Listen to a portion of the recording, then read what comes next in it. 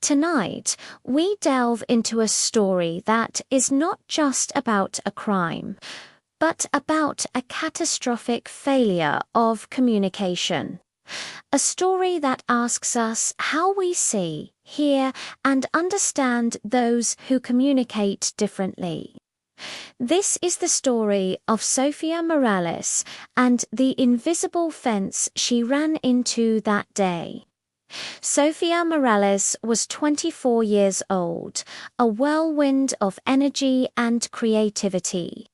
By day, she was a professional cycling courier, weaving through the city's concrete canyons with precision and grace.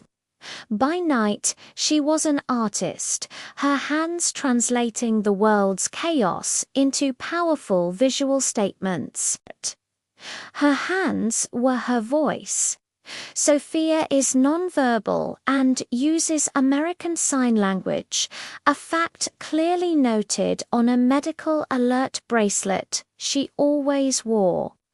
Our story unfolds in a bustling public square, the kind you see in any major city, packed with people during the evening rush. The air hums with the energy of a city winding down. Sofia was on her bike, navigating the designated bike lane, her helmet camera recording the world from her perspective.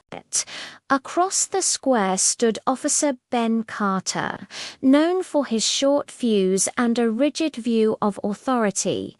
Carter saw silence not as a state of being, but as defiance. To him, non-compliance was an insult, and he was directing the chaotic symphony of rush-hour traffic with a sharp, impatient hand. As Sofia pedaled along the edge of the square, Officer Carter suddenly turned, his arm shooting out, signaling her to an abrupt stop. Sofia was a professional. She reacted instantly, her brakes squealing as she came to a halt. The helmet cam footage shows the world lurching to a stop with her. Carter yelled something, gesturing for her to move her bike onto the crowded sidewalk. Sofia, who had her headphones in but wasn't listening to music, quickly pulled them off. This is a critical moment. She immediately pointed to her ears, then her mouth, and shook her head, a near-universal gesture for "I can't hear or speak." She then began to sign, her hands moving with practiced speed. "Wait, I need to write." But Officer Carter didn't see communication. He saw something else. He saw what he perceived as non-compliance, maybe even mockery. "I told you to move. Stop that nonsense." He bellowed, his voice cutting through the traffic noise. His impatience was escalating into aggression. Sofia, realizing her signs were being misinterpreted, felt a surge of frustration. She reached into her courier bag and pulled out the small notepad and pen she always carried for these exact situations. She began to write, her pen scratching across the paper. "I am deaf, mute. Please write." She never got to finish the sentence. For Officer Carter, this was the final straw. The act of writing, the delay, was not an attempt to comply. In his mind, it was resistance. "That's resisting," he shouted, taking a step back. He never once looked down at her wrist, where the medical bracelet gleamed.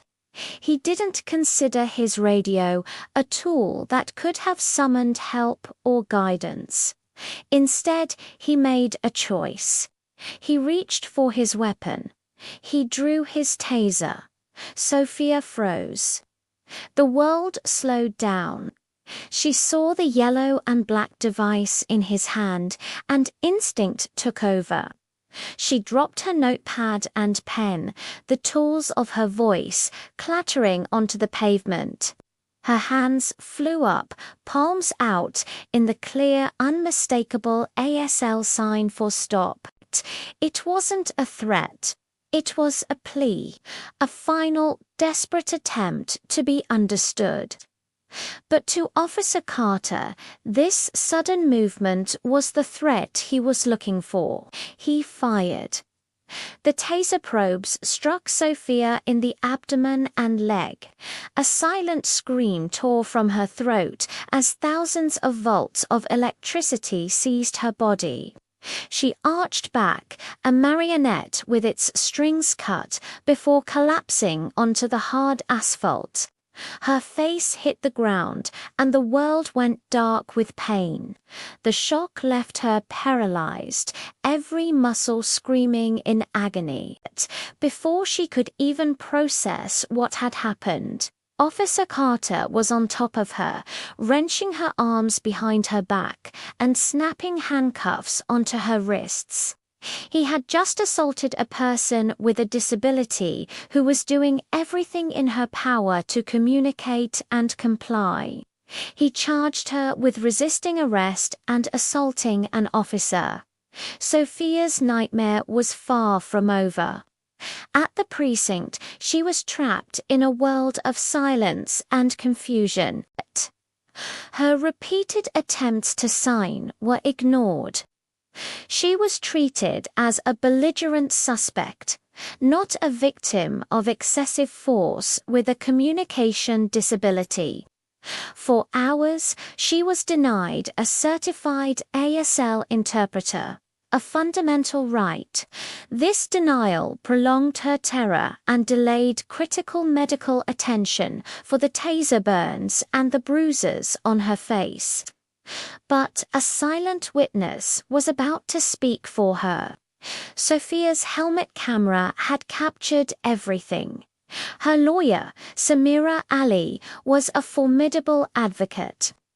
She saw this case not just as a defense, but as a crusade. The goal wasn't just to clear Sofia's name, it was to hold a broken system accountable.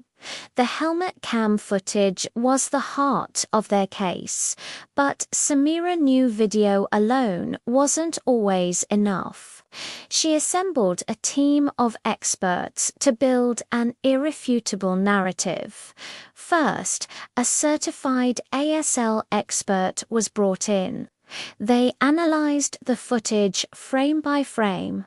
They testified that Sofia's hand gestures were not threatening or defiant.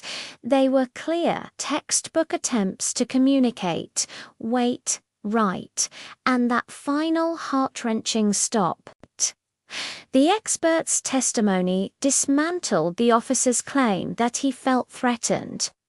Next, a medical expert analyzed the taser's deployment data and Sofia's injuries. They confirmed the taser was used at an aggressive high-voltage setting, completely disproportionate to the situation. The expert's report showed that Sofia's injuries, the burns, the fall, the bruising, were consistent with a person being unexpectedly incapacitated, not someone engaged in a physical struggle. Finally, Samira Ali dug into the police department's own rulebook.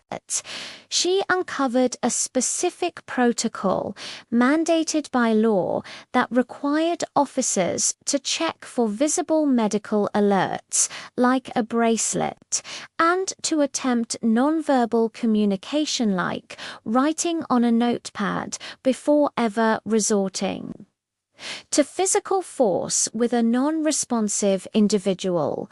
Officer Carter hadn't just made a mistake.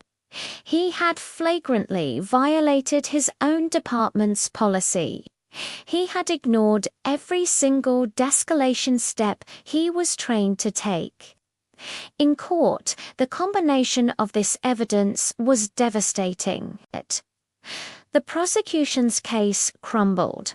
But the most powerful moment came when the jury saw the helmet cam footage slowed down and enhanced. They saw a young woman trying to communicate. They saw her pull out a notepad. They saw her drop it, and they saw her hands fly up in that universal sign of stop just milliseconds before the Taser-S probes flew through the air. The footage, combined with the expert analysis, ignited a firestorm. Disability rights groups rallied, and public opinion turned decisively against the department. The story was no longer about a resisting suspect, but about an officer who assaulted a disabled woman for trying to talk to him. Facing a public relations disaster and an unwinnable case, the prosecution dropped all charges against Sofia Morales. The fight, however, had just begun. The civil suit that followed was swift. The city knew it couldn't win. They settled for a massive sum, compensating Sofia for her physical and emotional trauma and for the blatant violation of her rights under the Americans with Disabilities Act. But justice for Sofia meant more than money. It meant change. As a result of the lawsuit, Officer Ben Carter was fired for gross misconduct and negligence. Even more significantly, the entire police department was placed under a mandatory consent decree. This legally binding order required every single officer, from rookie to chief, to undergo annual, specialized training in disability communication and de-escalation tactics. The department would be forced to learn how to recognize and respect communication barriers, ensuring that what happened to Sofia would not be easily repeated. Sofia Morales, the silent courier, found her voice in a way she never expected. She used her settlement to create a foundation and channeled her experience into her art. Her paintings and sculptures depicting her struggle and her fight for justice have been exhibited across the country. She became a powerful, sought-after advocate for police reform and disability rights, proving that sometimes the quietest voices can make the loudest impact. Her story became a testament to the fact that true strength isn't about the volume of your voice, but the courage to demand you be heard. Thank you so much for joining us for this story.